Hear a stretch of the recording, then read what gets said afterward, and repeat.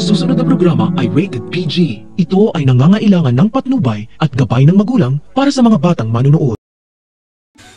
Gagawin ang lahat ni Shaira para makapagiganti sa mga taong sumira sa buhay niya at ang pera ni Franco ang gagamitin niya para magtagumpay ang mga plano niya.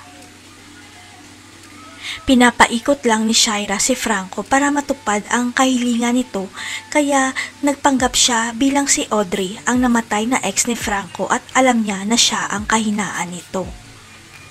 Noong una, walang kamalay-malay si Franco na ginagamit lang pala siya ni Shaira.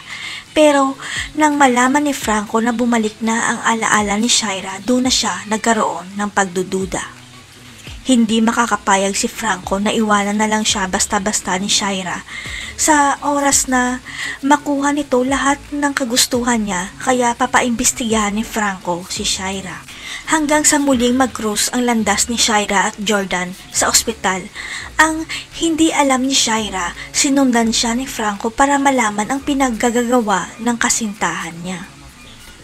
Dito malalaman ni Franco na patay pa rin pala si Shaira kay Jordan at malakas ang pakiramdam niya na iiwanan siya ni Shaira para makuha muli si Jordan. Pero ang ikinagulat ni Franco nang malaman niya kung sino ang nadisgrasya sa ginawang paghiganti ni Shaira at tumigil ang mundo niya nang malaman niya ang pangalan nito.